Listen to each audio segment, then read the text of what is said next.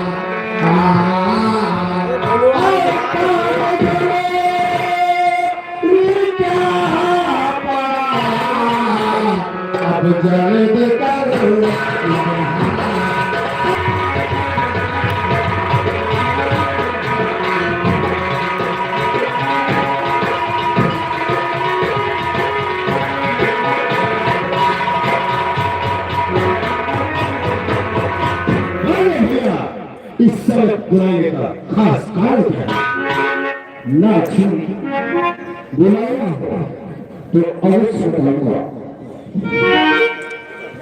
बहुत जरूरी बात है आज मैंने तुम्हें बुलाया बोलिए कौन सा काम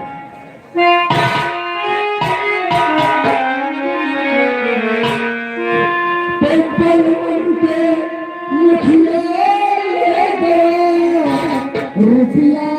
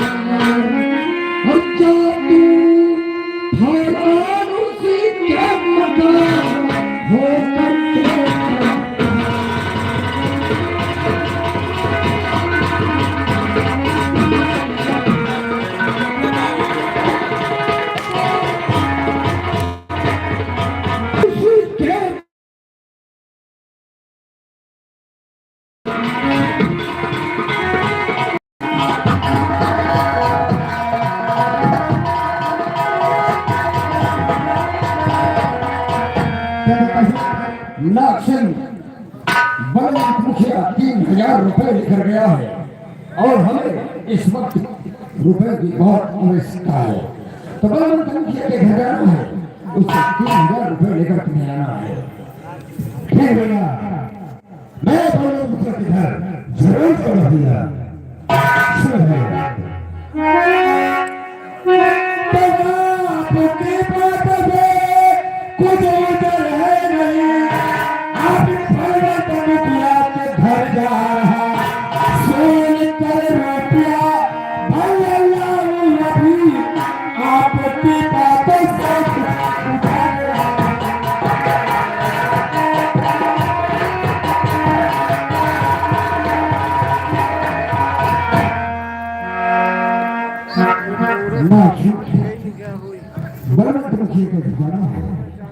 लेकिन एक मेरी बात ध्यान से सुनो बोले भैया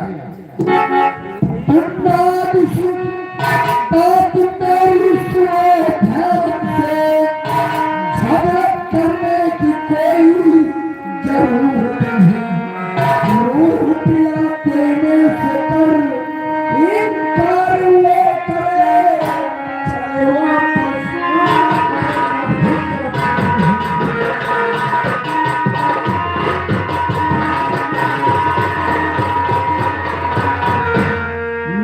इनकार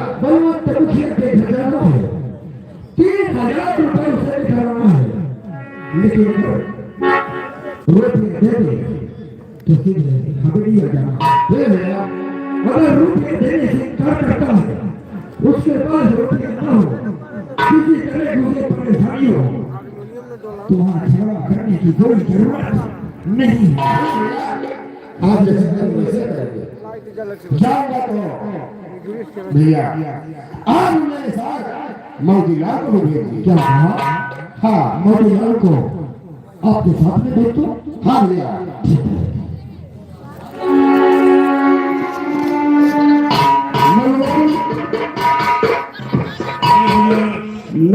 के साथ तुम्हें बड़ी सुरक्षित करना है, जैसी आपकी सदर। लेकिन हाँ इतना याद रखना, जब उसे ठिकाना हो तो उसे 3000 रुपए मांगना है। अगर वो रुपये तो रुपये लेकर चलेगा। अगर उसे किसी प्रकार की कोई परेशानी है, रुपये देने से इनकार करता है, तो हाँ झगड़ा नहीं करने की कोई जरूरत नहीं है। हाँ सीधे हवेली में दे तो ले रहे चले आओ। हाँ हमें हम चाहते हैं माईलाल, जो भैया ने कहा ध्यान लगा कर सुना तू। मैं धार से सुने ध्यान को ध्यान से बोलते हैं। हाँ वही का। चलो हमें मुखिया के घर चलाएं।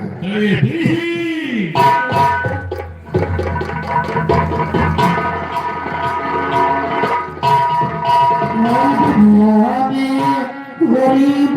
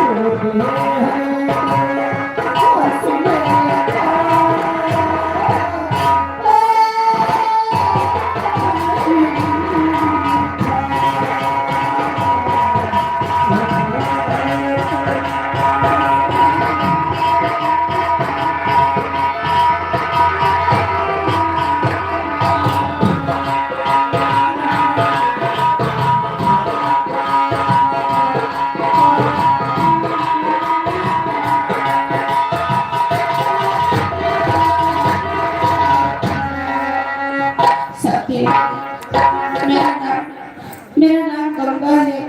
मेरे एक बड़े भैया है जिन्हें लोग मलखा के नाम से जानते हैं और बारू जी जिन्हें उन्हें बड़ा मुखिया के नाम से जानते हैं। हमारी माँ हमें बचपन में छोड़ के चली गई। इतना गरीबी है हमारे, इतना गरीबी है कि कभी कभी तो ऐसा होता है कि दोनों के बीत जाते खाना नसीब नहीं होता। किसी दिन चूल्हा तक नहीं जलता है। भगवान ने हमें दिए बाबूजी इसलिए बीमार रहते, उनकी तबीयत इतना ज्यादा खराब रहती है, इतना ज्यादा खराब रहती है कि हर दिन बहुत घबरा रहता है। मेरे भैया पढ़ाई करते हैं लेकिन पढ़ाई नहीं कर पाते। बाबूजी की दवा में लगे रहते हर दिन के चलते हैं। बाबूजी की हालत कैसी है? रामकाम धोला ढोलापुर निवासी 10 रुपए इस गरीब को दे रहे हैं। पार्टी स्वागत करती है। पढ़ाई करने जाते हैं लेकिन पढ़ाई नहीं कर पाते। यह है अरुण इंद्र निवासी 10 रुपए इस गरीब पर स्पेशल दे रहे हैं, पार्टी स्वागत करती है। जाते हैं स्कूल के बहाने, लेकिन स्कूल जाते हैं और स्कूल के बहाने काम करने लगते हैं। इसी तरह उन्हें दवा चलती है। आज सुबह होते न जाने कहाँ चले गए, मुझसे भी कुछ बताए नहीं, पता नहीं कहाँ है कहाँ नहीं। चलते हूँ बाबूजी के पास, देखते हैं उनकी हालत कैसी है। चलिए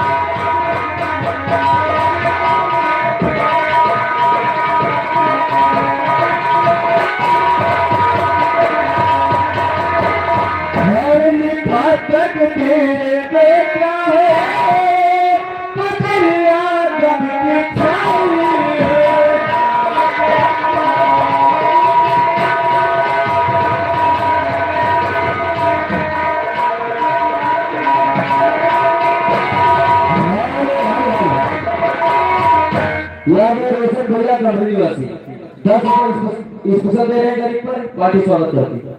दोस्तों, आप लोग शायद मुझे नहीं जानते हैं, मेरा ही नाम बलवंत मुखिया है। मेरे घर में 3 प्राणी है, मैं हूँ और एक मेरी बेटी है जिनका नाम है गंगा, और एक बेटा है जिनका नाम है मलखान। मेरी तबीयत आए दिन खराब रहती है और हम इतने गरीब हैं कि 2-3 दिन हो जाते हैं, खाने को नसीब नहीं होता है। क्या बताऊं दोस्तों, ये गरीबी। चलता हूँ।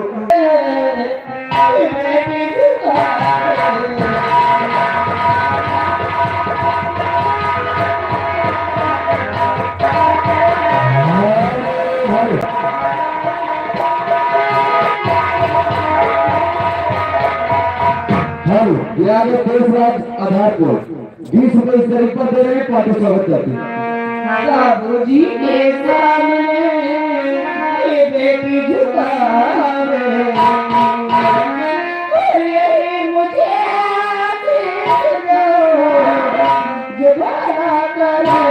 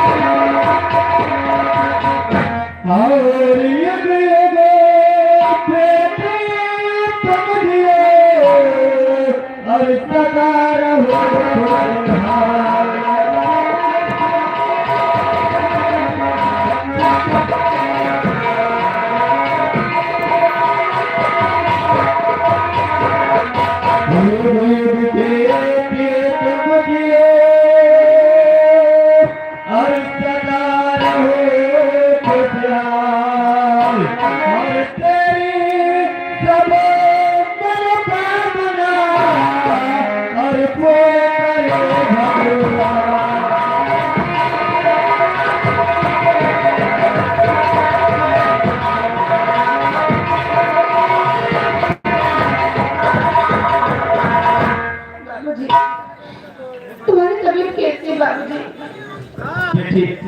मेरी तबीयत तो आज भी खराब रहती है। मैं तुम्हें लोगों की चिंता में रहता हूँ बेटी। ये बताओ तुम्हारा भाई मलखान कहाँ है? बाबूजी, भैया मलखान सुबह पता नहीं कहाँ चले गए, मुझे भी नहीं बताए। मैं बहुत थोड़ी हूँ, लेकिन मैं कहीं नजर नहीं आया। न जाने कहाँ चले गए बाबूजी। तुम चल के आराम करो और मैं पेट जाग करती हूँ। हाँ आप ही होंगे भैया। ये आगे दूल्हे का जगह चाचा जी 10 रुपए स्पेशल दे रहे हैं, पार्टी स्वागत करती है।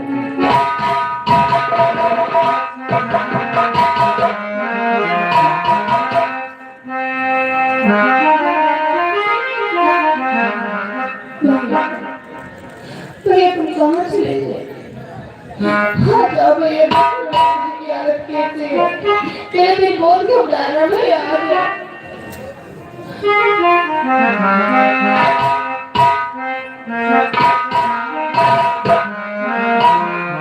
और किस्मत है क्या जानता है वही, जमाने में है जिनकी किस्मत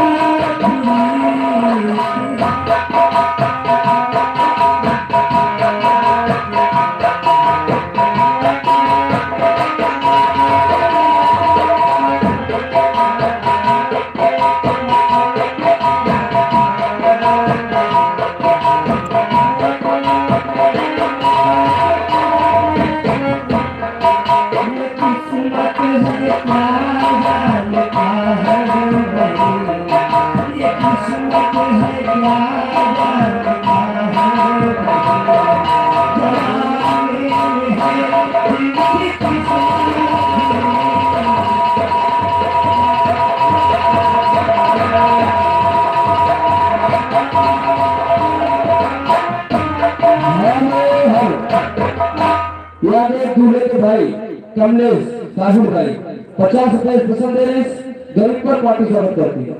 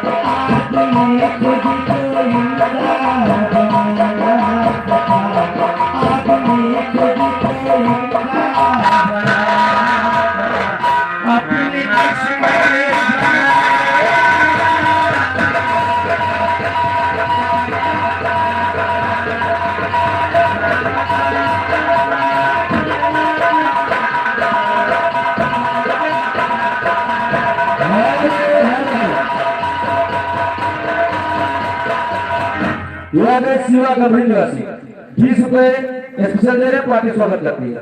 ये किस्मत ना जाने कब किसे कहां और किस मोड़ पर लाकर खड़ा करते, ये कोई नहीं जानता। उन्हें किस्मत के मारों में से हमारा भी एक घराना है, मैं भी उन्हीं बदनसीबों में से एक हूँ। मेरे बाबूजी का सपना है मेरा मकान पढ़ लिख लेगा, कोई छोटी मोटी नौकरी लग जाएगी, हमारी गरीबी के दिन दूर हो जाएंगे। लेकिन कहाँ हम बदनसीबों के नसीब में है ये नौकरी। एक तरफ मेरी पढ़ाई, एक तरफ बाबूजी की बीमारी। दिन प्रतिदिन मेरे बाबूजी की हालत खराब होती जा रही है। अगर एक दिन भी दवा ना मिले उन्हें तो रात भर नींद नहीं आती, उन्हें दर्द से कराहते रहते हैं। और आज तो दोपहर की दवाई भी बाबूजी के लिए नहीं थी, पैसे भी नहीं थे। मैं रात भर सोचता रहा कहां से दवा आएगी बाबूजी के लिए कि मेरे बाबूजी को आराम मिले। इसलिए आज सुबह भोर होने से पहले ही मैं उठकर घर से निकल गया। अपनी बहन को बताया तक भी नहीं। अगर मैं अपनी बहन को बताता तो मेरी बहन बाबूजी से बता देती, और मेरे बाबूजी ये सुनते कि मैं पढ़ने नहीं बल्कि काम करने जा रहा हूँ। ये सच में बर्दाश्त नहीं होता। हम हमेशा से गरीब नहीं थे, हमारा भी एक हंसता खेलता परिवार था। समय का चक्र ऐसा घूमा, मेरी माँ बीमार पड़ गई। माँ की बीमारी इतनी ज्यादा बढ़ गई, उसकी इलाज कराने के लिए पैसे नहीं रहे।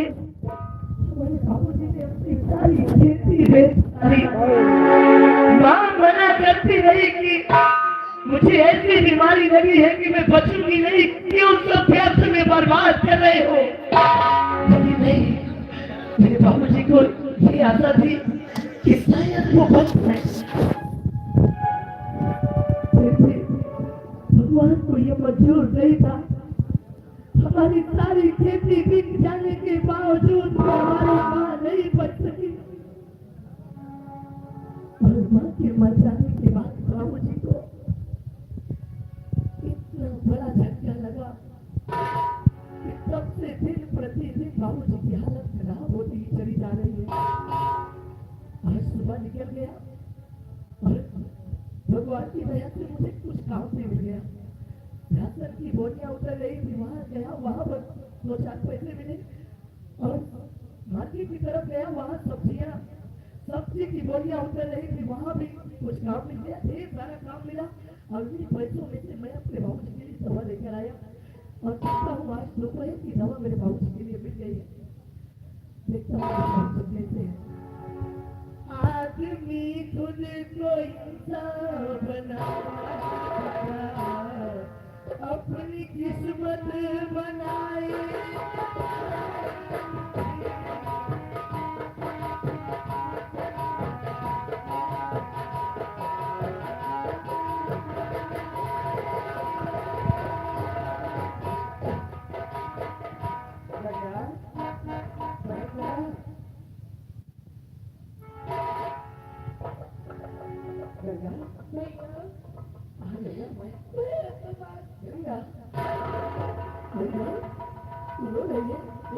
बाबूजी कहाँ है? कैसे है? चले जाते हैं भैया। समय दादाजी काट रहे हैं, तो मुझे समझ आ रही है। मैं तब से तुम्हारा इंतजार कर रही हूँ। मुझे माफ करना गंगा, मैं मुझे बिना बताए चला गया। वो तो जानती है दिन प्रतिदिन बाबू की हालत खराब होती चली आ रही है। मैं परेशान हूँ, समझ से घबरा रही हूँ और तुम्हारा भी कुछ पता नहीं। और बाबूजी की हालत बहुत ज्यादा खराब होती चली जा रही है। मैं बाबूजी की बीमारी ले गया था, मैं समझ नहीं गया। हाँ गंगा, ये तुम्हें पैसा कहाँ से मिला? गंगा